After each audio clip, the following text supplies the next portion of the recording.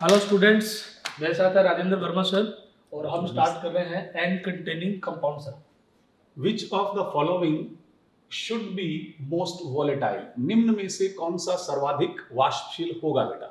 इसके लिए अपने को चेक करना है दो मॉलिक्यूल के बीच में अट्रैक्शन कैसा है। अट्रैक्शन मिनिमम होगा तो वो मोस्ट वॉलेटाइल कंपाउंड हो जाएगा। मिनिमम अट्रैक्शन को चेक करें तो यहां पर आपको मिल रहा है हाइड्रोजन बॉन्डिंग। ये मॉलिक्यूल आप देख सकते हैं कैसा है, पोलर मॉलिक्यूल है। आप यहां देखें तो यहां पर आपको क्या मिलेगा, हाइड्रोजन बॉन्डिंग। और आप अगर यहां पर चेक कर रहे हैं तो आपको दिख रहा है यहां पर पोलर मॉलिक्यूल नहीं है, weak van der Waals force of attraction होगा। दो मॉलिक्यूल में weak van der Waals force of attraction अगर प्रेजेंट है तो वो कंपाउंड कैसा होगा, मोस्ट वोलेटाइल होगा। Am I right sir? तो अपना आंसर क्या जाएगा सर? Second answer. सर कहना चाहते हैं कि जैसे बॉइलिंग पॉइंट है वो वोलेटाइल नेचर के इनवर्सली प्रोपोर्शनल है, वोलेटाइल नेचर के इनवर्सली प्रोपोर्शनल, यही सर कहना चाहते हैं। क्यों सर? बिल्कुल बिल्कुल। तो जिसमें मतलब अब बॉइलिंग पॉइंट डिपेंड करेगा इंटरमोलिकुलर अट्रैक्शन फोर्स पर। बिल्कुल बिल्कुल। और इंटरमोलिकुलर अट्रैक्शन फोर्स जिसमें वीक होगा वो ज्यादा वोलेटाइल होगा। बिल्कुल बिल्कुल राइट, तो हमारा सेकंड आंसर हो गया। ठीक। Next second sir, arenium ion not involved the bromination of aniline is. Aniline के ब्रोमिनन में भाग लेने वाला एरेनियम आयन कौन सा नहीं है? तो अपने को बेटा ये अच्छी तरह से पता है कि ये एनिलीन है। राइट, इस एनिलीन में NH2 ग्रुप कैसा होता है बेटा, ऑर्थो एंड पैरा डायरेक्टिंग होता है। Am I right, sir? Right, ortho para directing. Ortho para directing होता है। इस कॉन्सेप्ट को अगर आप यहां पर यूज करें तो आप यहां देखिए, यहां पर ब्रोमीन ऑर्थो पोजीशन पर प्रेजेंट है, राइट, यहां पर ब्रोमीन ऑर्थो पोजीशन पर प्रेजेंट है, राइट, यहां पर ब्रोमीन पैरा पोजीशन पर प्रेजेंट है, करेक्ट। और यहां पर ब्रोमीन मेटा पोजीशन पर है। तो आपका क्वेश्चन है arenium ion not involve in the bromination of aniline, तो आंसर आपका क्या जाएगा, फोर्थ। Right sir? भी कहना चाहते हैं सर कि भी पोजीशन जो अटैकिंग है ना वो ऑर्थो और पैरा ही है। बिल्कुल बिल्कुल और meta position not attacking position. बिल्कुल और फिर अटैक करने के बाद में आपके पास इंटरमीडिएट एरेनियम आयन और कार्बोकेटाइन बनेगा। बिल्कुल बिल्कुल सर। तो हमारा आंसर हो गया fourth. Fourth. Next ji sir. निम्नलिखित परिवर्तन के लिए सही अभिकर्मक का चयन कीजिए। Choose the correct reagent. अपने को करेक्ट रीजेंट पूछा है, तो मतलब हमारे पास NO2 ग्रुप भी जुड़ा हुआ है, NH2 भी है, और इधर हमारे पास है 1 2 3 पोजीशन कंटीन्यूअस पोजीशन ब्रोमीन आ रहा है, यानी इसको हम बोले 3 4 ट्राई ब्रोमो नाइट्रोबेंजीन। बिल्कुल। तो ये कन्वर्जन का कौन सा प्रोडक्ट बनेगा? तो इसका मतलब हमारे को सर NH2 ग्रुप यहाँ से रिप्लेस करना पड़ेगा। बिल्कुल सही है। तो NH2 रिप्लेस करने के लिए हम यहाँ यूज करेंगे, जैसे पोलर रीजेंट यूज कर सकते हैं। ब्रोमीन को हम पोलर प्रोटिक सॉल्वेंट के प्रेजेंस में लेंगे तो उसकी रिएक्टिविटी क्या होगी, बहुत हाई होगी, तो ऑर्थो मतलब ऑर्थो डे सारी पोजीशन इफेक्ट हो जाएगी। बिल्कुल बिल्कुल सही है। तो यहाँ पर हमारे पास ये रीजेंट आ जाएगा जी। और उसके बाद में हमारे पास डायजोटेशन हो जाएगा। जी। डायजोटेशन से N2 ग्रुप रिप्लेस हो जाएगा। जी, जी। रिप्लेस होकर के तीनों पोजीशन पे ब्रोमीन आ जाएगा। जी जी जी। तो हमारा सर थर्ड आंसर आना चाहिए। बिल्कुल बिल्कुल सही। और सर आप इसके बारे में कुछ बताना चाहो तो कुछ? बेटा ये आपके पास NH2 ग्रुप है और यहाँ NO2 ग्रुप है। NH2 ग्रुप कैसा रहता है, ऑर्थो पैरा डायरेक्टिंग भी है और एक्टिवेटिंग भी है। और ये ग्रुप बेंजीन रिंग को एक्टिवेट करेगा। और NO2 ग्रुप मेटा डायरेक्टिंग होता है और इसके साथ क्या रहता है, ये डीएक्टिवेटिंग ग्रुप रहता है। तो मेनली रिएक्शन किसके अकॉर्डिंग होगी बेटा, NH2 ग्रुप के अकॉर्डिंग होगी। और NH2 group ortho para directing है, पैरा पोजीशन ऑलरेडी ब्लॉक्ड है, तो आपके पास अवेलेबल पोजीशन क्या है, ओनली 2 ऑर्थो पोजीशंस। तो जब आप इसमें ब्रोमिनेशन करवाएंगे तो ब्रोमिनेशन इन दोनों ऑर्थो पोजीशन पर कंप्लीट हो जाएगी। बिल्कुल सही सर। अब आपके पास ये स्ट्रक्चर बन जाएगी।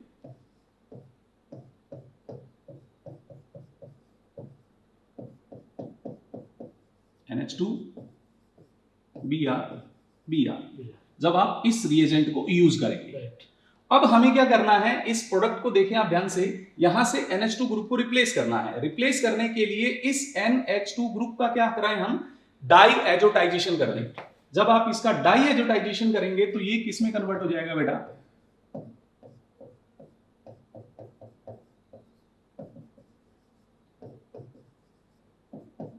N2Cl में कन्वर्ट हो जाएगा। डाई एजोटाइजेशन हो गया, सेकंड पार्ट आ गया इसके अंदर ही। अब आपको क्या करना है, N2Cl को ब्रोमीन से रिप्लेस करना है। N2Cl ब्रोमीन से रिप्लेस कब होगा, जब आप इसमें nucleophilic substitution, aromatic nucleophilic substitution complete करेंगे। तो N2Cl के रिप्लेस करने के लिए आपके पास ये देखें एक सूटेबल रिएजेंट अवेलेबल है। तो आपका आंसर क्या रहेगा, थर्ड आंसर आ जाएगा। ठीक sir, next sir, which is correct, कौन सा सही है ये पूछा था। तो इसमें क्या है, एक तो डायपोल मोमेंट का दिया हमारे पास, डायपोल मोमेंट एक दिया RMC और एक RCN। तो हमारे पास क्या डायपोल मोमेंट किसका ज्यादा होगा, RCN का ज्यादा होगा, क्योंकि देखो डायपोल मोमेंट एक वेक्टर होता है, तो उसमें मोर इलेक्ट्रोनेगेटिव की तरफ डायरेक्शन होती है जी। और यहाँ हमारे पास नाइट्रोजन क्या मोर इलेक्ट्रोनेगेटिव एलिमेंट है जी, तो इसकी क्या होगी, इलेक्ट्रोनेगेटिविटी हाई होगी, तो डायपोल मोमेंट का ये ऑर्डर गलत आ रहा है। बिल्कुल। फिर दूसरा हमारे पास जो वो बॉइलिंग पॉइंट होता है ना, वो डायपोल मोमेंट के डायरेक्टली प्रोपोर्शनल होता है। जो पोलर होते हैं जैसे वाटर में ज्यादा डिसॉल्व होते हैं, तो बॉइलिंग पॉइंट का भी ऑर्डर क्या आएगा हमारा, इसका आएगा RCN का, RCN का ज्यादा आएगा, इसका मतलब ये करेक्ट ऑर्डर आ रहा है, ये करेक्ट ऑर्डर आ रहा है। इसके बाद में हमारे पास तीसरा आ रहा है RMC RCN वाटर सॉल्युबिलिटी। अब बॉइलिंग पॉइंट अब जैसे हम देख लिया और एक डायपोल मोमेंट देख लिया, तो वैसे ही हम वाटर सॉल्युबिलिटी देख लेंगे, क्योंकि वाटर क्या है, एक पोलर सॉल्वेंट है, तो पोलर में ज्यादा डिसॉल्व होगा, सेम लाइक डिसॉल्व। बिल्कुल। तो हमारे पास है वाटर सॉल्युबिलिटी भी किसकी ज्यादा आएगी, इसकी CN की ज्यादा है, इसका मतलब C हमारा गलत हो गया। बिल्कुल, C गलत हो गया, B हमारा मतलब ये तो हमारा है गलत और ये है सही। इसके बाद में एसीटोन और एसिटाल्डिहाइड की बात करें तो बॉइलिंग पॉइंट जो है, अब एसीटोन का डायपोल मोमेंट क्या होता है, ज्यादा होता है, क्योंकि 2 CH3 ग्रुप आ गए उसमें, ये हमारे पास ये CH3 और ये CH3 ग्रुप जी। अब एल्डिहाइड एसिटाल्डिहाइड की बात करें तो CH3 और डबल बॉन्ड H है, तो यहाँ हमारे पास क्या है, ये ग्रुप इसमें H का और H का कोई इफेक्ट नहीं है, तो यहाँ पर ओवरऑल डायपोल मोमेंट देखेंगे ना, तो इसका डायपोल मोमेंट क्या आएगा, ज्यादा है कंपैरेटिवली इससे, इसमें हमारे पास एक ही ग्रुप आ रहा है, तो डायपोल मोमेंट जिसका ज्यादा होगा उसका बॉइलिंग पॉइंट भी ज्यादा होगा। बिल्कुल। तो कहने का मतलब डी हमारा क्या है, सही है, तो बी और डी दोनों है वो हमारे करेक्ट होंगे, सेकंड आंसर आ जाएगा। जी सर, और कोई सर यहाँ पर जैसे अपने पास बेटा एक कौन है RCN को अगर अपन देखें, RC ट्रिपल बॉन्ड N, यहाँ नाइट्रोजन के पास एक लोन पेयर अवेलेबल है, तो ये जब लोन पेयर अवेलेबल है तो ये इजीली क्या करेगा, वाटर के साथ हाइड्रोजन बॉन्ड फॉर्मेशन कर सकता है। तो RCN क्या होगा, वाटर सॉल्युबल हो जाएगा। तो जब हम इसको RNC के साथ कंपेयर करेंगे, RNC, तो यहां पर नाइट्रोजन के पास लोन पेयर नहीं है। जब नाइट्रोजन के पास लोन पेयर नहीं है तो ये नाइट्रोजन वाटर मॉलिक्यूल के साथ हाइड्रोजन बॉन्ड फॉर्मेशन नहीं कर पाएगा, इट मींस ये क्या रहेगा, लेस सॉल्युबल। और यहां पर इसको क्या इंडिकेट किया गया है, मोर सॉल्युबल। तो सॉल्युबिलिटी ज्यादा किसकी है बेटा, एल्काइल साइनाइड की सॉल्युबिलिटी हमेशा क्या ज्यादा होगी, एल्काइल आइसोसाइनाइड से। सर कहना चाहते हैं कि हाइड्रोजन बॉन्डिंग होगी तो सॉल्युबिलिटी ज्यादा हो जाएगी। राइट। नेक्स्ट फिफ्थ क्वेश्चन आपके पास, aniline does not produce the Schiff base और रिएक्शन विद, तो एनिलीन किसके साथ क्रिया करें, शिप क्षार नहीं बनाता है। अब वो शिप क्षार किसके साथ बनता है, जैसे एल्डिहाइड जो होते हैं वो रिएक्शन करेंगे और वो शिप बेस बनाते हैं। तो यहाँ पहला क्या दे रखा है, अमोनिया दे रखा है जी, दूसरा दे रखा है एसिटिल क्लोराइड जी, फिर दे रखा है बेंजल्डिहाइड और फिर दे रखा बोथ 1 और 2। तो हमारे पास से कौन सा मतलब शिप बेस बनाएगा, तो बनाएगा तो एल्डिहाइड ये बना लेगा, और अमोनिया जो है वो नहीं बनाएगा, और न एसिटिल क्लोराइड नहीं बना पाएगा। तो फोर्थ आंसर आएगा। और सर आप शिप बेस के बारे में और बच्चों को बता दीजिए। अपने पास C6H5 CHO, कोई भी एल्डिहाइड हो, अगर ये प्राइमरी अमाइन के साथ रिएक्ट करता है, प्राइमरी अमाइन RNH2, इन दोनों की जो रिएक्शन होती है वो न्यूक्लियोफिलिक एडिशन रिएक्शन होती है सर। उस न्यूक्लियोफिलिक एडिशन रिएक्शन के बाद जो प्रोडक्ट बनता है वो प्रोडक्ट कुछ ऐसा बनता है, इमीन, और इसी प्रोडक्ट को क्या कहा जाता है बेटा, शिप बेस कहा जाता है। तो क्वेश्चन है, aniline does not produce, does not, तो अमोनिया के साथ भी शिप बेस का प्रोडक्शन नहीं हो सकता है, और एसिटाइल क्लोराइड के साथ भी शिप बेस का प्रोडक्शन नहीं हो सकता है। तो आपका आंसर क्या आ जाएगा, फोर्थ आंसर आ जाएगा। नेक्स्ट,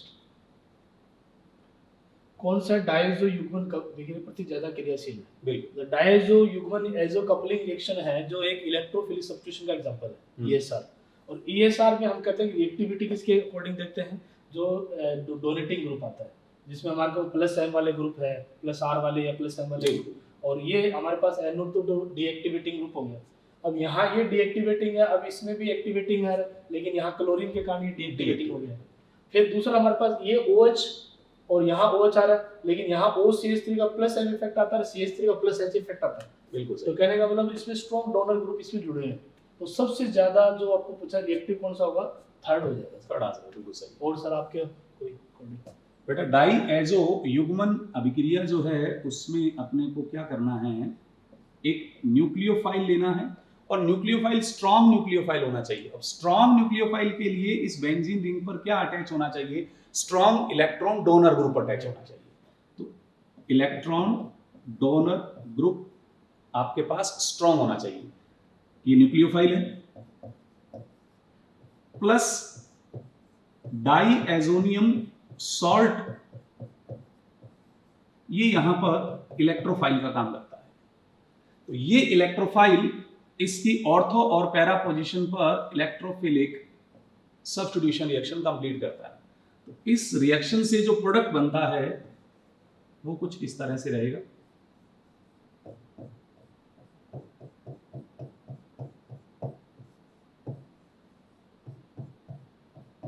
इलेक्ट्रॉन डोनर, ये डाईएजो कपलिंग रिएक्शन है। ये सर यही एजोडाई होता है क्या, एजोडाई जो होता है, एजोडाई, राइट। और ये कलर्ड होता है सर, अलग अलग कलर के होते हैं। तो सर इसका कलर का क्या कारण होता है, ये ए ग्रुप से, राइट। मतलब कहने का मतलब सर कहने का ग्रुप, ये ग्रुप आना चाहिए। और दूसरा इसमें सर एक्सटेंडेड कॉन्जुगेशन भी है, बिल्कुल सही, लेंथ ऑफ कॉन्जुगेशन ज्यादा होगी, बिल्कुल। उसके कारण ये कंपाउंड क्या होता है, कलरफुल होता है। बिल्कुल सही। जी सर, नेक्स्ट चलते हैं।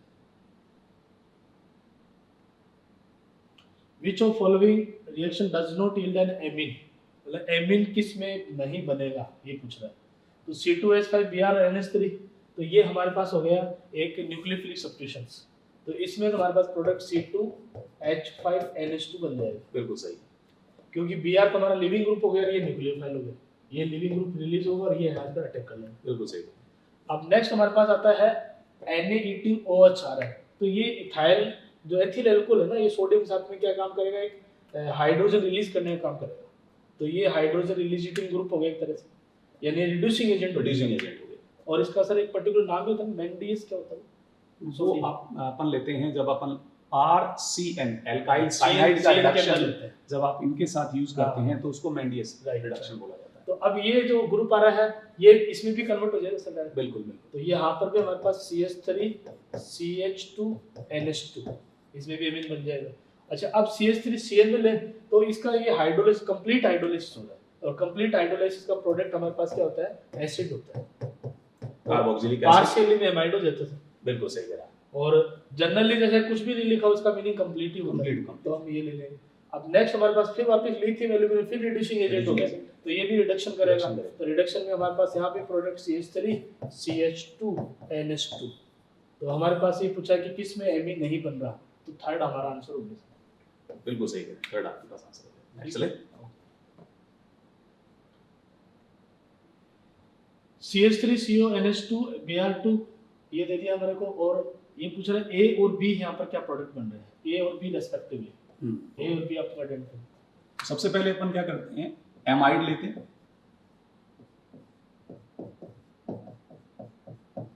और एमाइड में Br2 प्लस KOH, ये एक नेम रिएक्शन है, हॉफमान डिग्रेडेशन रिएक्शन। तो इसमें नंबर ऑफ कार्बन डिक्रीज हो जाते हैं, डिक्रीज, आपका जो प्रोडक्ट बनेगा इसमें वो बनेगा एक कम कार्बन का एमीन। बिल्कुल सही। तो ये प्रोडक्ट आपके पास है ए आपके पास रहा CH3NH2 मिथाइल अमाइन। अब मिथाइल अमाइन यहां पर भी है, मिथाइल अमाइन यहां पर भी है, यहां नहीं है, तो ये अपना आंसर नहीं हो सकता है। अब अपने पास ये दो ऑप्शन है, इनमें से कोई एक आंसर है या नहीं है, वो अपने को नेक्स्ट रिएक्शन से स्टार्ट होगी। अब इसमें अगर हम क्या करें, CHCl3 और KOH ऐड करेंगे, तो ये भी एक नेम रिएक्शन है, काफी फेमस नेम रिएक्शन है। कौन सी, कार्बाइल अमाइन रिएक्शन टेस्ट, या फिर इसको क्या कह सकते हैं, आइसोसाइनाइड कह सकते हैं, आइसोसाइनाइड टेस्ट हो जाएगा ये। तो इसमें प्रोडक्ट बनेगा RNC, RNC में एक स्पेसिफिक स्मेल होती है जो इस रिएक्शन को आइडेंटिफाई करने में हेल्प करता है। यही रिएक्शन है जो प्राइमरी अमाइन को आइडेंटिफाई करने में भी हेल्प करता है और क्लोरोफॉर्म को आइडेंटिफाई करने में भी हेल्प करता है। तो ये आपके पास हो जाएगा प्रोडक्ट बी। और इसका जब हम क्या करेंगे, हाइड्रोलाइसिस करेंगे इन एसिडिक मीडियम।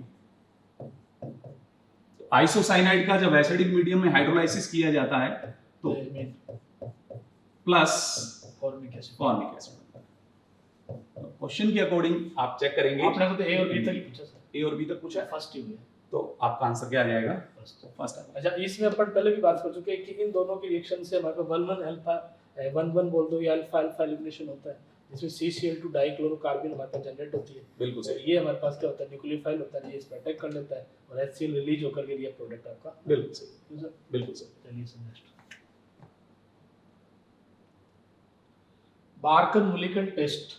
अब ये क्या, जैसे लर्न करने वाला क्वेश्चन है सर, है ना, क्योंकि क्वालिटेटिव एनालिसिस वगैरह में जो अपने पास टेस्ट आते हैं, तो बार्कन मुलिकन जो टेस्ट है स्पेशली हमारे पास क्या होता है, नाइट्रो ग्रुप होते हैं ना, नाइट्रो ग्रुप शो करते हैं।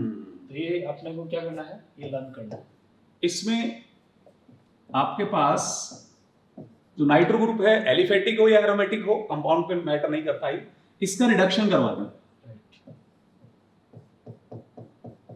न्यूट्रल मीडियम में रिडक्शन करवा। ये न्यूट्रल मीडियम में रिडक्शन करवाने से NaOH बनता है। राइट। अब ये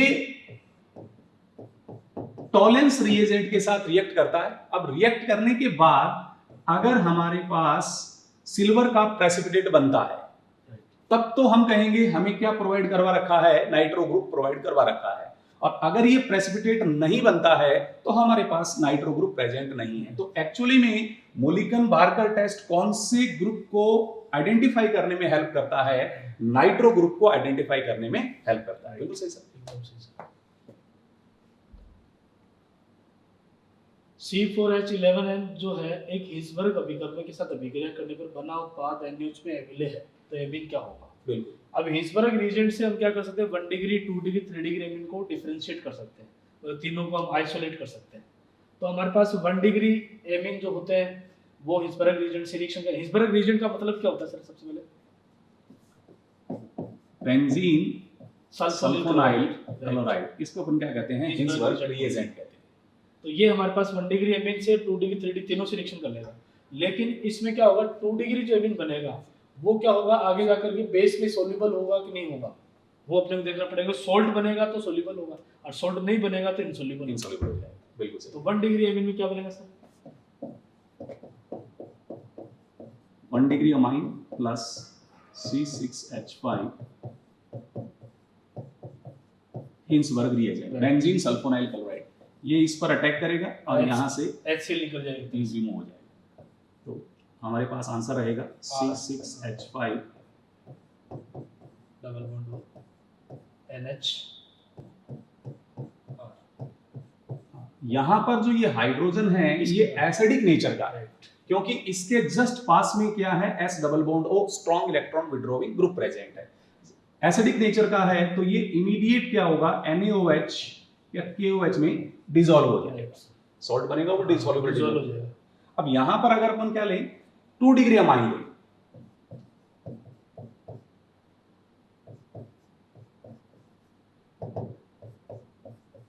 और इसको हिल्सबर्ग रिएजेंट के साथ रिएक्शन करवाएं, तो हमें फिर C6H5 SO2 NR2 ये जो कंपाउंड, अब सर इसमें एसिडिक हाइड्रोजन ही नहीं होगा। हाँ, एसिडिक इसलिए आ गया NH में वो डिसॉल्व नहीं होगा। हमारा क्वेश्चन यही है, product formed when this react with Hinsberg reagent which is insoluble in NaOH। तो ये जो प्रोडक्ट बना है ये इनसॉल्युबल है, और इस प्रोडक्ट को बनाने के लिए हमने यूज किसको किया बेटा, सेकेंडरी अमाइन को किया। कहते हैं कि इसको आगे NH में अपन यदि डिसॉल्व करेंगे तो वो इनसॉल्युबल रह जाएगा। तो कैसा होना चाहिए, जबकि 3 डिग्री एमिन तो सब रिएक्शन नहीं करेगा, 3 डिग्री अमाइन रिएक्शन नहीं करेगा। All crowded steric hindrance. बिल्कुल सही कह रहे हैं। तो ये हमारा 2 डिग्री सेकंड आंसर हो गया। सेकंड आंसर है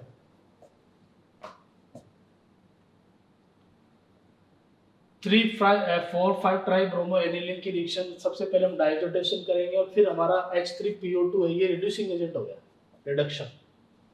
और रिडक्शन के बाद में पूछा प्रोडक्ट क्या बनेगा, P। तो सबसे पहले 3 4 5 ट्राइब्रोमोनिल की स्ट्रक्चर बना लेते हैं। ये हो गया हमारा एनिलीन, क्यों सर? बिल्कुल। और अब है 3 नंबर पोजीशन पर, जैसे ये 1 है, ये 2 और ये 3, और ये है 4 और ये है 5। बिल्कुल सही है। तो यहाँ पर हम जोड़ देते हैं ब्रोमीन। ब्रोमीन।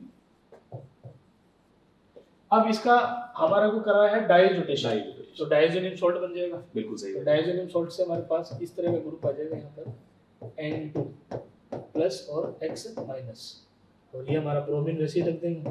बिल्कुल सही है। अब नेक्स्ट हमारे पास H3PO2 दे रखा है, तो ये हमारा क्या है, रिड्यूसिंग एजेंट हो गया। तो रिड्यूसिंग एजेंट होने से यहाँ पर क्या हो जाएगा, रिडक्शन हो जाएगा, और रिडक्शन होते ही डायरेक्ट हमारे पास प्रोडक्ट जो आएगा वो ब्रोमीन ही रह जाएगा खाली, और यहाँ पर हमारे रिडक्शन से हाइड्रोजन आ जाएगा और N2 good leaving group release हो जाएगा, साथ में HX वगैरह साइड प्रोडक्ट बन जाएंगे। तो ये बन गया सर 1 2 3 ट्राइब्रोमेंजिन। बिल्कुल सही है। तो सेकंड आंसर इज करेक्ट। और सर आपका भी कोई नहीं, ठीक सही, है, कोई नेक्स्ट नहीं।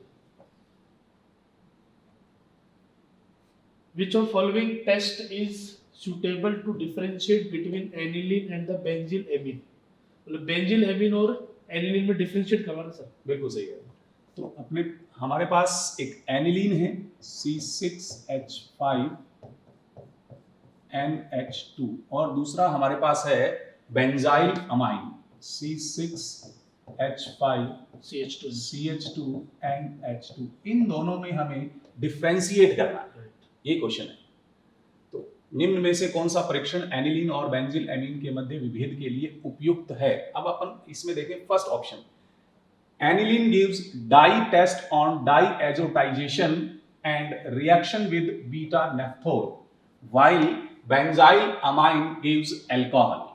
ये तो सही है, बिल्कुल सही आ रहा है, क्योंकि एनिलीन डाई टेस्ट देता है, डाइजोटेशन एनिलीन नहीं देता। एनिलीन मतलब 1 डिग्री एमीन, क्योंकि एनिलीन एरोमेटिक है और एरोमेटिक डाइजोनियम सॉल्ट 0 से 5 डिग्री सेल्सियस टेम्परेचर पर स्टेबल होता है, और वो यहाँ पर स्टेबल नहीं होता, तो ये अल्कोहल में कन्वर्ट हो जाता है। ये मतलब सर ये तो एरोमेटिक एमीन है, ये एलिफेटिक। हाँ, राइट।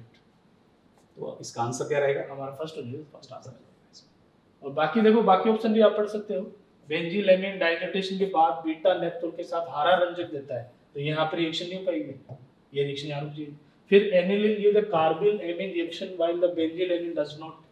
तो एनिलीन जो होती है वो 1 डिग्री एमीन कार्बिल एमीन देगा, और ये पूछ रहा बेंजील एमीन, तो दोनों ही दे देंगे, दोनों दे देंगे, तो एलिफेटिक और एरोमेटिक हो, तो ये इससे आंसर डिफरेंशिएट नहीं, नहीं कर पाएंगे अपन। ये भी आंसर नहीं रहेगा। हाँ, ये भी आंसर नहीं रहेगा। और बेंजील amine give carbyl amine reaction while the aniline does not, तो ये हो ही नहीं सकता, ये भी नहीं। दोनों देंगे रिएक्शन। तो आप अपना आंसर क्या रह जाएगा? First answer. First answer. Coupling reaction of diazonium chloride with the aniline are carried out in the. अब ये पूछ रहा है एनिलीन से डाइजोनियम सॉल्ट की रिएक्शन पूछ रहा है, और मीडियम पूछ रहा है, भी कौन से मीडियम रिएक्शन करवा रहा है।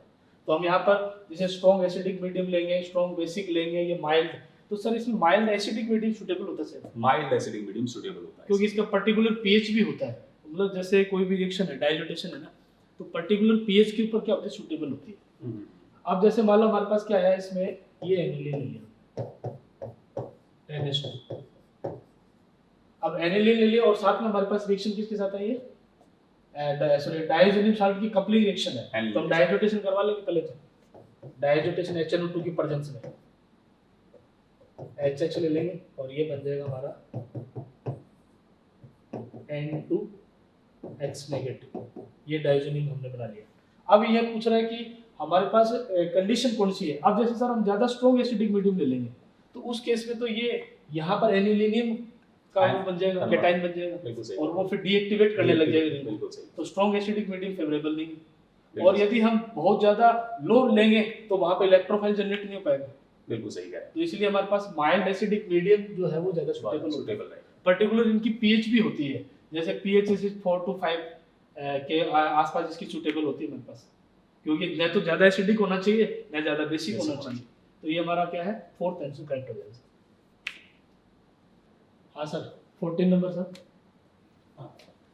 Electrolytic reduction of nitrobenzene in weakly acidic medium does not give. बेटा इलेक्ट्रोलाइटिक रिडक्शन आप देखेंगे इसमें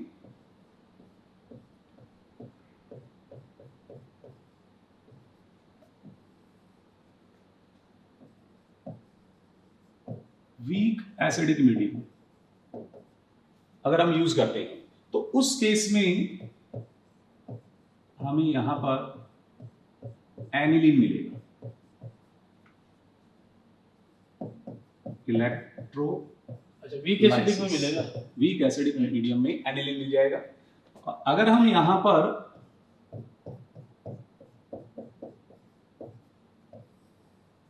स्ट्रॉन्ग एसिडिक मीडियम यूज करेंगे और उसका इलेक्ट्रोलाइसिस करें, तो इस रिडक्शन से सबसे पहले NHOs बन जाता है और इसका रीअरेंजमेंट हो जाएगा, राइट, हाइड्रोक्सिल एमिन बनके para amino phenol, para amino phenol बन जाएगा। तो क्वेश्चन है आपने पूछा है electrolytic reduction of nitrobenzene in weakly acidic medium does not give. तो वीकली एसिडिक मीडियम में बेटा एनिलीन तो बन रहा है, बन रहा है, लेकिन वीकली एसिडिक मीडियम में एन फिनाइल हाइड्रोक्सिल अमाइन नहीं बन रहा है, नाइट्रोसोबेंजीन भी नहीं बन रहा है। तो हमारा आंसर क्या आ जाएगा? फोर्थ आंसर आ जाएगा। बिल्कुल सही सर, राइट सर। नेक्स्ट, अभिक्रियाओं के क्रम में एसिटिक अम्ल उत्पाद D बनाता है। In a set of reactions acetic acid yielded a product D। तो इसके अपने को मतलब फाइनल प्रोडक्ट D पूछ रहा सर अपने को। बिल्कुल सही। तो पहला जो सर CH3COH SO2 आ रहा है, तो ये हमारे पास हो गई, ये सर सॉरी क्या सब्स्टिट्यूशन रिएक्शन हो गई सर। अपन देख लेते हैं इसका। CH3COOH plus SOCl2 CH3COCl, right. ये हमारे पास ये A बन गया सर। प्रोडक्ट A आ जाएगा। अब बेंजीन के साथ में रिएक्शन हो रही है नेक्स्ट। बिल्कुल बेंजीन आ गई सर। हाँ, और बेंजीन के साथ में हम अटैक करवा सकते हैं। तो ये सर फ्रीडल-क्राफ्ट रिएक्शन हो गई। Friedel-Crafts reaction, Friedel-Crafts acylation. तो ये हमारे पास है एनहाइड्रस AlCl3। बिल्कुल तो सही। ये कैटलिस्ट हो जाएगा, ये सील को हटा देंगे यहाँ से और हटा के ये इस पर अटैक कर लेगा। तो ये प्रोडक्ट हमारा क्या बनेगा? COCH3 एसिटोफिनोल। अब आगे जाकर के हमारे पास एसिटोफिनोल की रिएक्शन हो रही है, मतलब HCN के साथ में करवा रहे हैं। तो ये सर न्यूक्लियोफिलिक एडिशन रिएक्शन। आगे जाके हमारे पास HCN से रिएक्शन कर रहा है, न्यूक्लियोफिलिक एडिशन। तो ये बेंजीन रिंग तो वैसे ही रहेगा हमारे पास। तो यहाँ पर आ जाएगा सर Cl और ये हो जाएगा OH और ये है CH3। उसके बाद में हमारे पास हाइड्रोलाइसिस हो रहा है सर, कंप्लीट हाइड्रोलाइसिस। तो ये CN कन्वर्ट हो जाएगा हमारा किसमें? COOH। तो बेंजीन रिंग हमारे पास आएगी COOH, OH और CH3। तो ये आंसर देखो sir, OH CO CH3 first हो गया फर्स्ट है। तो सीक्वेंस रिएक्शन का क्वेश्चन पूछा सर, थोड़ा मतलब जैसे 3-4 रिएक्शन एक साथ पूछ ली। इससे क्या है, स्टूडेंट का बेसिक नॉलेज अच्छी तरह से चेक हो जाता है कि उसे proper mechanism, proper concept clear है या नहीं। तो ऐसे क्वेश्चन काफी अच्छे क्वेश्चन माने जाते हैं। अगर स्टूडेंट इस तरह के क्वेश्चन की प्रैक्टिस करेगा तो ऑर्गेनिक में वो ज्यादा बेटर कर पाएगा। राइट सर, देखो सर ने बताया कि भी प्रैक्टिस बहुत जरूरी है और एक सीक्वेंस के क्वेश्चन में आने भी चाहिए बच्चों। बिल्कुल सही। Right sir. Next sir, CH3Cl का कंप्लीट हाइड्रोलाइसिस करेंगे। तो देखो ये बड़ा पॉपुलर, हम कई बार बात कर चुके हैं, साइनाइड का कंप्लीट हाइड्रोलाइसिस CH3COOH बनेगा सर। तो मैं इसे CH3CN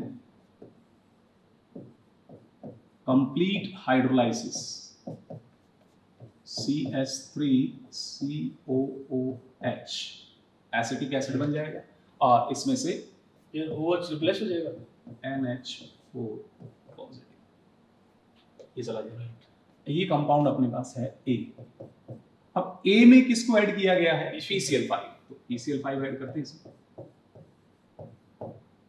CH3COCl। तो ये कंपाउंड क्या रहा? B। अब यहां पर तो ये वापस फिर फ्रीडल-क्राफ्ट रिएक्शन होगी सर। फ्रीडल-क्राफ्ट रिएक्शन हो जाएगी। बिल्कुल सही सर। एनहाइड्रस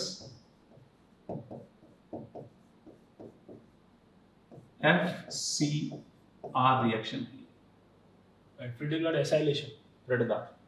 तो अपने पास प्रोडक्ट होगा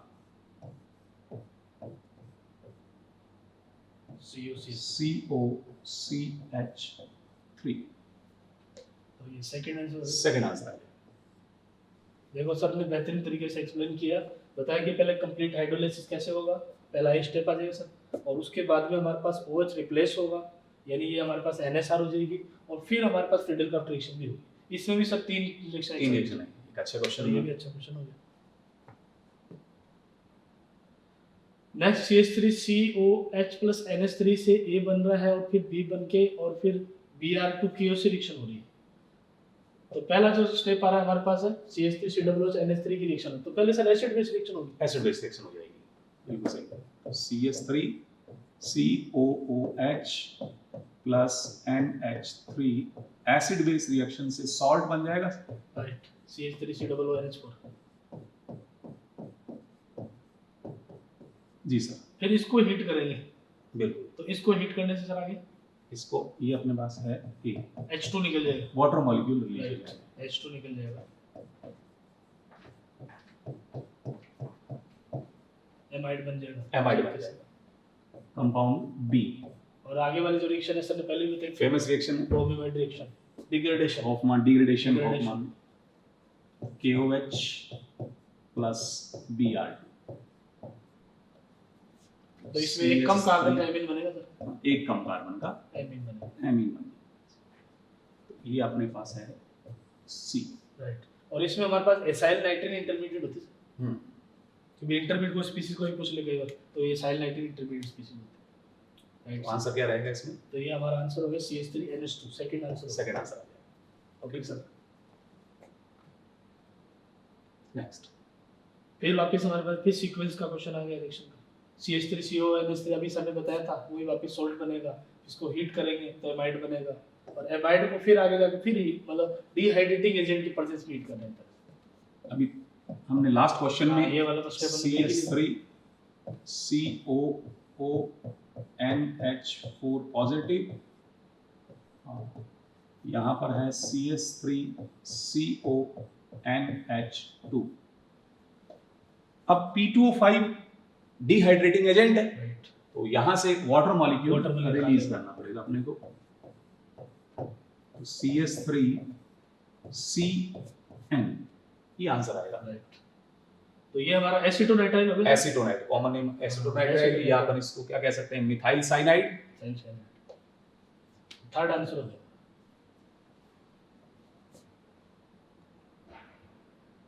फिर हमारे को वापस सीक्वेंस रिएक्शन का पूछा question, identify product of following. तो सर पहले ये CH3 के साथ रिएक्शन करके Cr2Cl2, ये एक नेमिंग रिएक्शन है, इटार्ड रिएक्शन, बिल्कुल सही। और पहला हमारे पास शुरू में स्टार्टिंग में बनेगा कॉम्प्लेक्स बनेगा, और फिर वो कॉम्प्लेक्स का हाइड्रोलाइसिस होकर के यहाँ पर बन जाएगा एल्डिहाइड, यानी ये एल्डिहाइड बनाने की रिएक्शन होती है इटार्ड रिएक्शन। अब देखो सर ने ये बना रहे हैं, सर कॉम्प्लेक्स बना रहे हैं, OCRO OH Cl2, बाकायदा NCERT की भी रिएक्शन है इटार्ड रिएक्शन। तो ये हमारा कॉम्प्लेक्स बना है, और कॉम्प्लेक्स का फिर हाइड्रोलाइसिस होगा, फिर B बनेगा सर हमारा। इसका हाइड्रोलाइसिस करेंगे,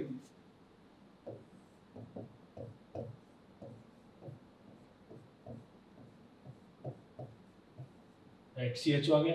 अब ये CHO ग्रुप होता है हमारा सर मेटा डायरेक्टिंग होता है, मेटा डायरेक्टिंग होता है। तो आगे आगे में HNO3 तरीके से नाइट्रेशन रिएक्शन, तो ये हमारा ESR हो गया, बिल्कुल इलेक्ट्रोफिलिक सब्स्टिट्यूशंस, और इलेक्ट्रोफाइल हो गया हमारा nitronium ion, NO2 positive. NO2 तो ये हमारा अटैक कर लेगा ऑर्थो पर, sorry Meta position, ortho para नहीं, Meta directing, right.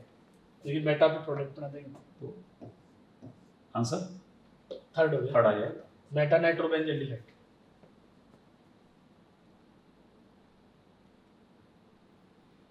Basic strength का ऑर्डर पूछ रहा है, left to right increasing basicity पूछ रहा है। तो देखिए एक होता है हमारे पास, अभी तो सारे एरोमेटिक एमीन दे दी सर, तो एरोमेटिक एमीन में तो हम सीधा डायरेक्ट डोनेटिंग विड्रॉविंग ग्रुप देख लेंगे, विड्रॉविंग ग्रुप से बेसिसिटी कम हो जाएगी, डोनेटिंग से बढ़ जाएगी। अब यहाँ पर हमारे पास देखिए इंक्रीजिंग ऑर्डर पूछ रहा है, तो ये इंक्रीजिंग तो गलत हो गया पहला सर, क्योंकि यहाँ पर विड्रॉविंग ग्रुप आ रहा है, इसमें आ ही नहीं रहे। फिर इधर पर देखें तो ये हमारे पास क्या आ रहा है, NO2 मेटा पर, और ये आ रहा है पैरा पे, तो पैरा पर इफेक्ट से ज्यादा लगेगा, प्लस मतलब माइनस R भी लग रहा है और माइनस I भी लग रहा है, और यहाँ लग रहा है ओनली माइनस I, तो इसका मतलब ये कम मतलब बेसिक होगा, तो ये भी गलत हो गया हमारा। सेकंड ऑर्डर के बाद यहाँ पर आप देखें सर, इसमें -m और -i इफेक्ट यूज हो रहा है, राइट, यहाँ पर है ओनली -i, और इसमें कोई इफेक्ट, इसमें कोई इफेक्ट नहीं है। तो ये इंक्रीजिंग ऑर्डर हमारा बिल्कुल सही। थर्ड करेक्ट हो गया। और ये देखो फिर वापस गलत कर दिया ये, क्योंकि एक इधर भी ड्राइंग जोड़ दिया, इधर जोड़ दिया। बिल्कुल सही। Next, Toluene is treated with a mixture of HNO3 and H2SO4. The major product is reduced with SnCl2 and HCl to give compound A. When A is treated with NaNO2 in HCl at 0 degree Celsius followed by reaction with CuCN to give compound B. B is reduced with lithium aluminium hydride to give C. What is the most probable structure of C? तो हमें C को identify करना है, तो 1 by 1 हमें reaction को sequentially solve करना पड़ेगा, तभी हम इसको आगे कंटिन्यू कर पाएंगे। तो स्टार्टिंग कहां से होगी? टोलुएन से स्टार्ट है सर, एक CH3 जोड़ देंगे, ये टोलुएन, फिर nitration mixture, nitration NO2 positive nitration करेंगे और पैरा मेजर हो जाएगा, पैरा इसमें मेजर हो जाएगा, पैरा पे अटैक करा देगा।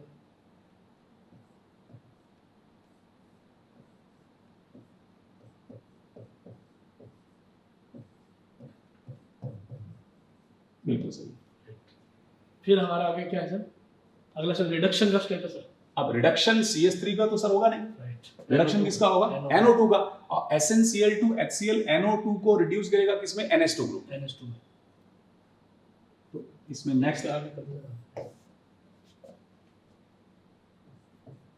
NH2, ये इसमें राइट, रिडक्शन। तो हम यहां तक कंप्लीट कर चुके हैं। अब फिर वापस से डाइजेटेशन हो गया आगे, डाइएजोटाइजेशन CH3 का नहीं होगा, किसका होगा? NH2 ग्रुप का, N2 आ जाएगा, तो डाइजोनियम सॉल्ट बन जाएगा।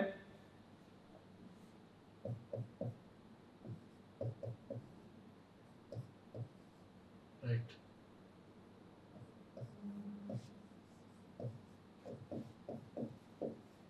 ये डाइजोनियम सॉल्ट हो गया, followed by reaction with CuCl। अब यहां पर ये एक गुड लीविंग ग्रुप है, अगर हम इसके साथ यूज करेंगे यहाँ CN आ जाएगा, तो CN आ जाएगा, न्यूक्लियोफिलिक सब्स्टिट्यूशन रिएक्शन हो जाएगी। तो इसमें अपने यहां पर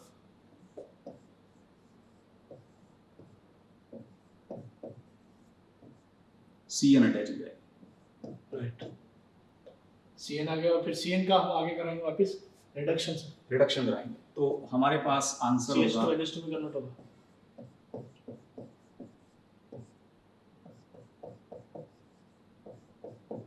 राइट, ये रहेगा। तो सीक्वेंस एक बार अपन दोबारा देख लेते हैं।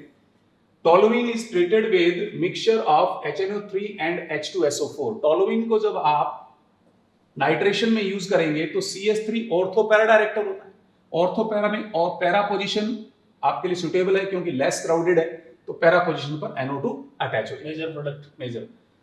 Major product is reduced with SnCl2 HCl। तो रिडक्शन किसका होगा? NO2 का, NO2 किस में कन्वर्ट हो जाएगा? NH2 में कन्वर्ट हो जाएगा। When A is treated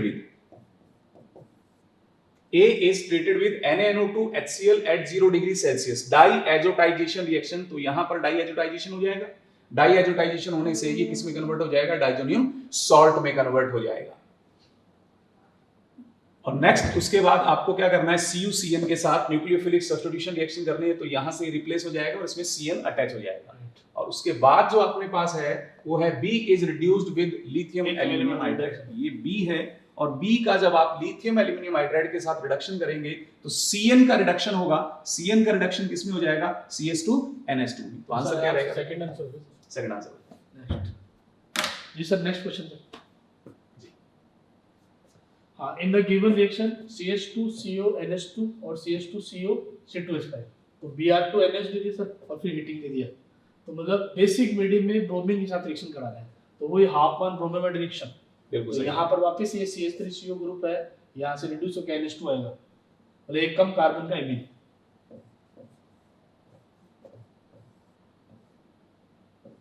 CH2 NH2, right, यहाँ पर है CH2 C double bond C O C2H5।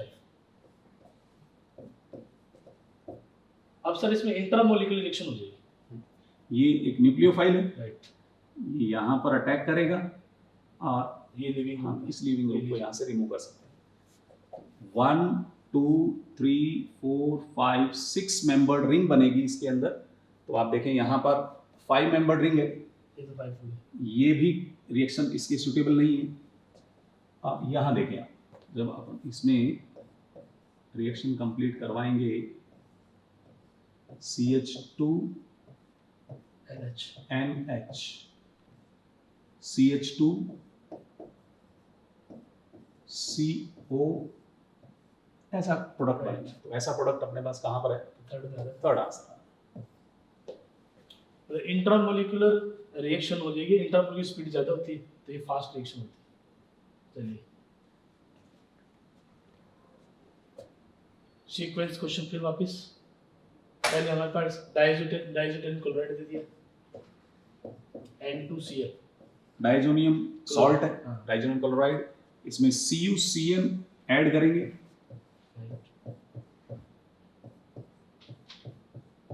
तो एरोमेटिक न्यूक्लियोफिलिक सब्स्टिट्यूशन रिएक्शन हो जाएगी।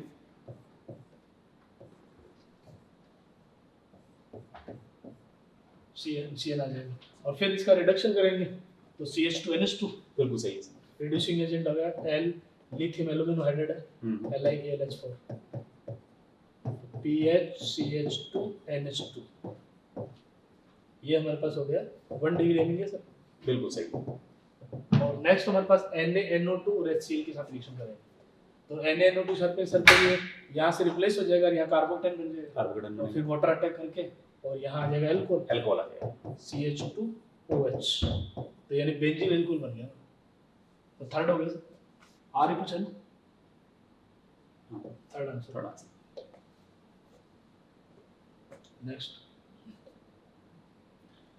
An organic compound A when treated with NaNO2 and HCl gave an alcohol and N2। यहाँ से अपने को ये क्लियर हो रहा है कि डाई एजोटाइजेशन रिएक्शन है लेकिन अल्कोहल बन रहा है और नाइट्रोजन गैस रिलीज हो रही है। इसका मतलब यहाँ पर जो कंपाउंड होगा वो प्राइमरी अमाइन होगा। तो इसमें प्राइमरी अमाइन आप देखें, यहाँ पर ये टर्शरी अमाइन है, ये आंसर नहीं हो सकता। ये प्राइमरी अमाइन है, मे बी ये भी प्राइमरी अमाइन है, मे बी ये प्राइमरी अमाइन नहीं है, ये सेकेंडरी अमाइन है। सेकेंडरी अमाइन है तो ये भी अपना आंसर नहीं हो सकता। हमारा आंसर इन दोनों में से कोई एक हो सकता है यहां तक स्टडी करने से। Next, compound A on warming with CHCl3 and caustic potash gave compound C, which on reduction gave isopropyl methyl amine, product the structure of A। तो यहां पर एक छोटी सी हिंट है हमारे पास, आइसोप्रोपाइल मिथाइल अमाइन। तो हम पहले इसको ट्राई कर लेते हैं।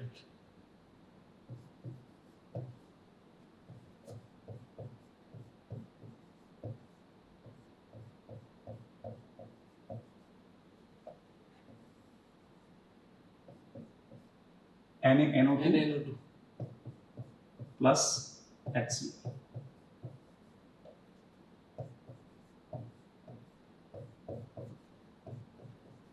तो यहाँ पर अल्कोहल बनेगा प्लस नाइट्रोजन गैस रिलीज होगी।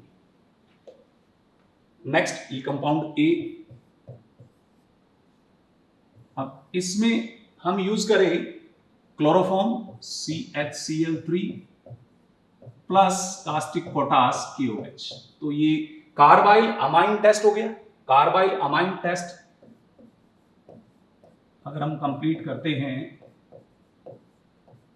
तो आइसोसाइनाइड बनता है और इस आइसोसाइनाइड का हमें क्या करना है? रिडक्शन करना है। इसका रिडक्शन अगर अपन करेंगे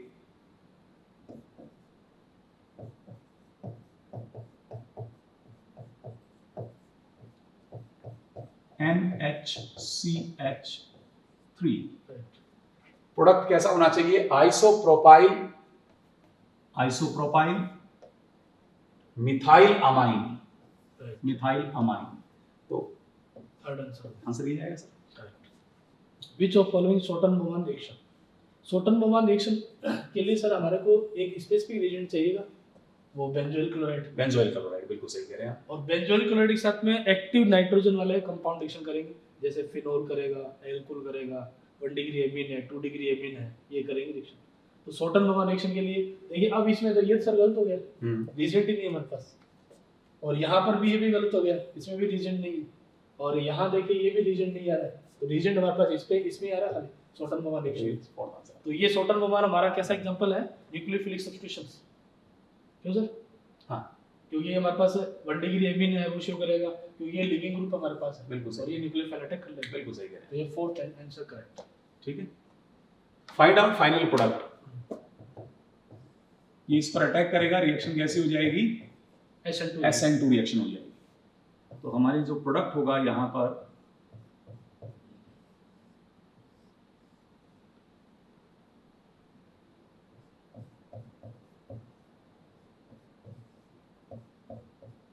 ये प्रोडक्ट रहेगा।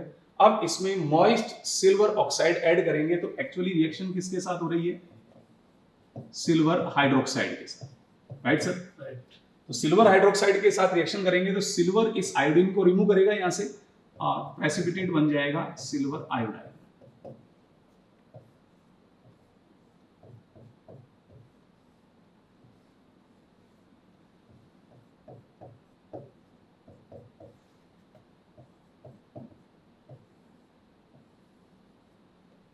अब हमें इसको हीट करना है।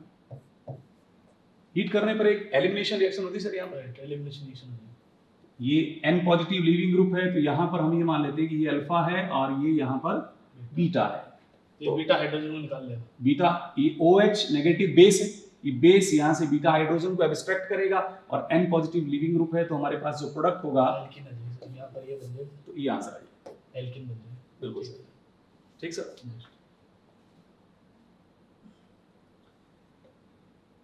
बेंजीन बन रहा है, मतलब कहने का मतलब यहाँ पर हो रहा है रिडक्शन। रिडक्शन के लिए हमारे पास देखो, ये NCERT में भी सारे रिड्यूसिंग एजेंट दे रखे हैं, तो ये हमारे पास अल्कोहल है, वो कन्वर्ट हो जाता है एल्डिहाइड में, 2H रिलीज कर देता है, H3PO2 जो है वो H3PO3 में कन्वर्ट हो जाता है, 2H रिलीज कर देता है, रिड्यूसिंग एजेंट है। एक अपना क्वेश्चन आया भी था पहले से।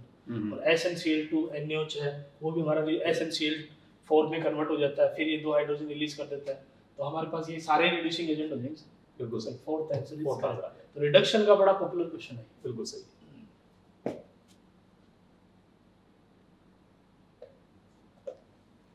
NBS KOBr, और आपको इसमें प्रोडक्ट चेक करना है, तो NBS क्या होता है सर? N ब्रोमोसक्सिनेमाइड। राइट, सर ने बोला N ब्रोमोसक्सिनेमाइड होता है, रिड्यूस, ये एक ऑक्सीडाइजिंग एजेंट होता है, mild oxidising agent.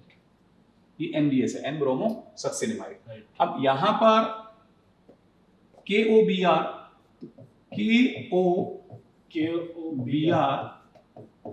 KOH plus Br, right. तो यहाँ पर हमारे पास OH नेगेटिव एक न्यूक्लियोफाइल है, ये इस पर अटैक करेगा और यहाँ से इसको रिमूव कर देगा।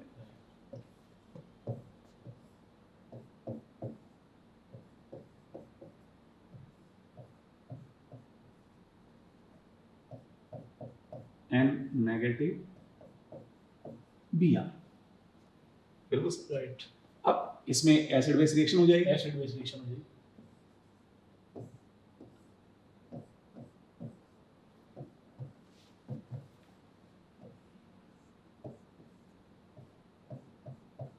NHBr। अब यहाँ पर हम डायरेक्ट कौन सी रिएक्शन कर सकते हैं, हॉफमैन डिग्रेडेशन। डिग्रेडेशन हो गई, डिग्रेडेशन, तो इसमें वो एसाइल मतलब इंटरमीडिएट बन के रीअरेंजमेंट होके बिल्कुल सही, डायरेक्ट NH2 में कन्वर्ट हो जाएगा, तो ये सीधा साधा डायरेक्ट NH2 में कन्वर्ट कर लेंगे। तो आंसर क्या आ जाएगा अपने पास, राइट, NH2, सेकंड आंसर आ जाएगा। Which of the following reaction is used for the preparation of amine? कौन सी अभिक्रिया ऐसी है जो एमीन के निर्माण में अपन काम में ले सकते हैं? हॉफमान मस्टर्ड ऑयल रिएक्शन, ये रिएक्शन एक्चुअल में एमीन की फॉर्मेशन में यूज नहीं होती, एमीन को आइडेंटिफाई करने में हेल्प करती है, डिफरेंशिएशन में यूज होती है। हाँ, तो प्राइमरी अमाइन को आइडेंटिफाई करने में हेल्प कर सकती है, तो ये अपना आंसर नहीं हो सकता इसमें। Next, carbyl amine reaction, carbyl amine 1 degree amine देते हैं खाली, हाँ 1 डिग्री अमाइन को आइडेंटिफाई करने में हेल्प कर सकता है, आइडेंटिफाई कर रहा है, प्रिपरेशन नहीं कर रहा है। गैब्रियल थैलिमाइड रिएक्शन, ये प्राइमरी अमाइन को बनाने में यूज करते हैं, और इसमें भी कौन सी प्राइमरी अमाइन यूज करते हैं सर? 1 डिग्री में भी एरोमेटिक अमाइन अपन इसमें यूज नहीं कर सकते। बाकी अपन एलिफेटिक अमीन बना सकते हैं और प्योर बनता है, गुड यील्ड भी बनता है। बिल्कुल सही। तो आंसर क्या रहेगा इसमें? थर्ड आंसर है। Primary, secondary, tertiary amine can be separated by the following. अब ये जो सेपरेशन है अपन ने अभी सर ने पहले वाले में बताया था, हॉफमान मस्टर्ड ऑयल है, हिल्सबर्ग रीजेंट है, ये सारे सेपरेशन मेथड होते हैं। और एक हम एमीन को बॉइलिंग पॉइंट के बेस पर भी सेपरेट कर लेते हैं। जैसे देखो एक पहला मेथड है फ्रैक्शनल डिस्टिलेशन मेथड, तो ये हमारा बॉइलिंग पॉइंट के बेस पर होता है।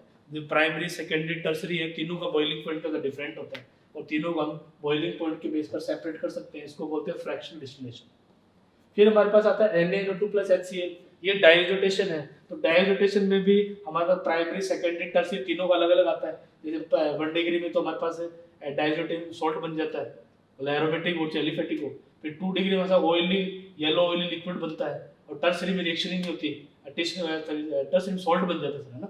तो तीनों डिफरेंशिएट हो जाती है करने में। और हिल्सबर्ग रीजेंट जो होता है, हमने पहले स्टार्टिंग में क्वेश्चन आया था, जिसमें हमारे पास एक बनता है पहले एसिड वाला, फिर वो NaOH में डिसॉल्व हो जाता है, और टर्सरी अमीन रिएक्शन नहीं कर पाता, तो इसको भी हम सेपरेट कर सकते हैं।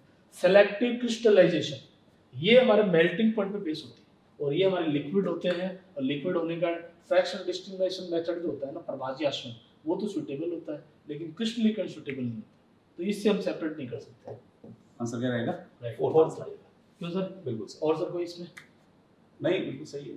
तो देखिए अभी हमने ये सारे मेथड देखे, और अब हमने देखो NCERT के अकॉर्डिंग पूरा कवर किया, और सारा आपने एमीन तक कवर कर दिया। अब हमारा एक लास्ट टॉपिक बचा हुआ है, जो बायोमोलिक्यूल केमिस्ट्री एवरीडे लाइफ। और नेक्स्ट इसमें आप NCERT को प्रॉपर इन चैप्टरों में प्रॉपर फॉलो करें। ये जो 3 चैप्टर बचे, बायोमोलिक्यूल, पॉलीमर और केमिस्ट्री एवरीडे लाइफ, इन NCERT से मतलब बाहर कुछ सर पूछा भी नहीं जाता? नहीं पूछा जाता। इन चैप्टर में जनरली पूरे क्वेश्चन जो है NCERT बेस्ड ही रहते हैं, तो NCERT पर प्रॉपर फोकस करना चाहिए, उनमें जो भी क्वेश्चंस हैं उनको प्रॉपर सॉल्व करने की कोशिश करनी चाहिए। तो ओके स्टूडेंट, नेक्स्ट लेक्चर मिलते हैं। Okay, thank you. जय श्री LC।